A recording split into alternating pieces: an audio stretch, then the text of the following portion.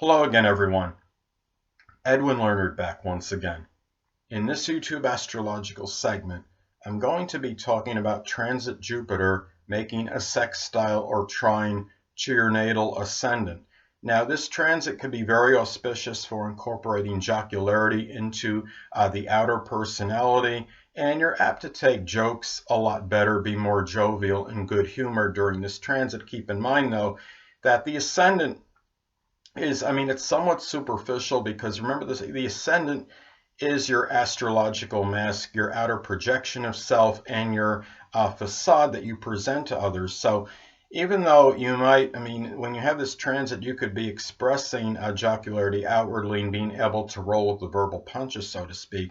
If you're getting, let's say, if transit Jupiter is making an adverse aspect to your natal moon, which is your emotions and about how you feel, you may not really feel good humored inside, or you might be more sensitive maybe to jokes about you than what the transit to the ascendant indicates. And if let's say you're getting transit Sun is making, let's say transit Jupiter is making an adverse aspect to your natal Sun. The Sun, of course, represents who we actually are, and it might be where you're not really necessarily rolling with the punches inside, even though outwardly you might be. Now, this could also be very good for making a first impression with people in Jupiterian fields, such as philosophers, teachers, publishers.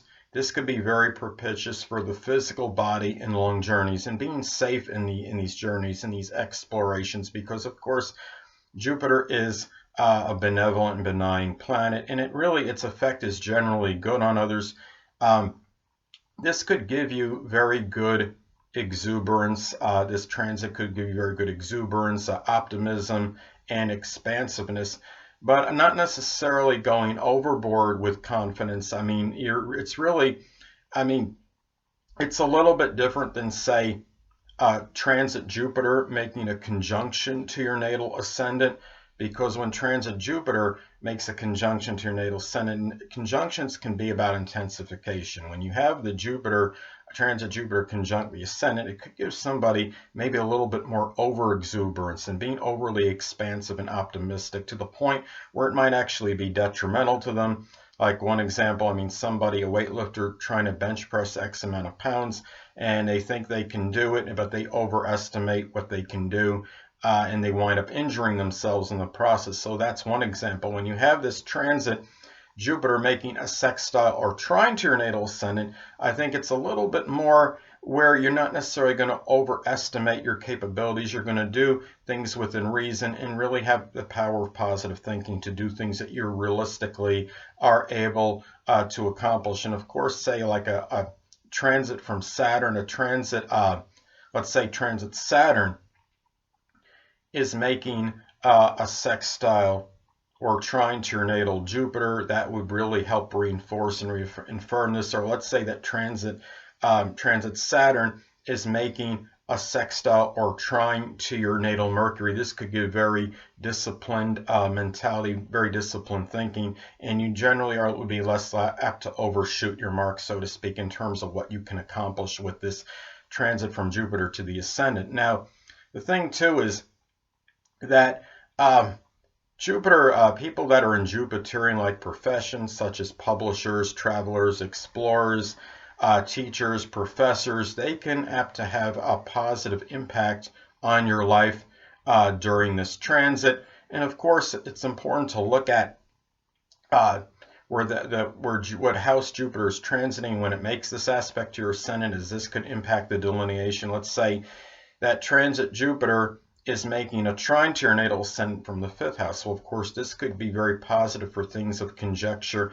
and a speculative nature, and could really make you project yourself in a very positive way. It could be very positive transit, let's say, in the 5th house for Jupiter, for, say, children and romance, and you could really, in what you project outwardly, you'll project more positive energy as far as what you're projecting outwardly as a result. Now, let's say transit Jupiter is making a trine your ascendant from your natal ninth house. Well, I mean, as far as this goes, this could be very positive for perhaps in-laws and and grandchildren, if applicable, if you do have them, and having this exuberance connected with those people perhaps during this transit, and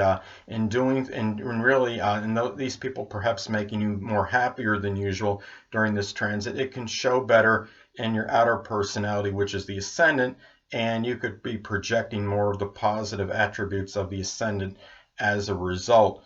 Now, and it's also important to look at the signs. I mean, blending in the sign of Jupiter is in during the transit with the sign of your ascendant.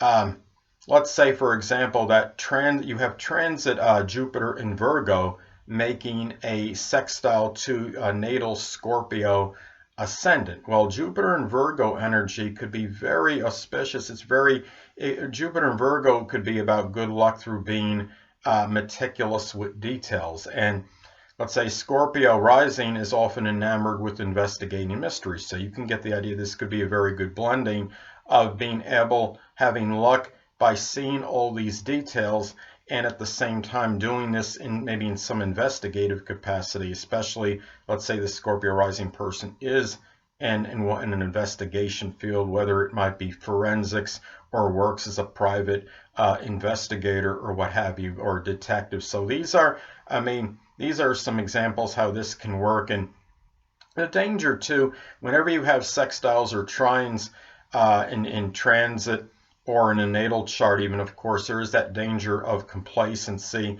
and lethargy, and that you still have to take action a lot in order to make things happen. Now, what the transits with sextiles and trines can do, though, it can give a lot more ability than usual, I think, to accomplish things, though, with a lot less obstacles and obstructions.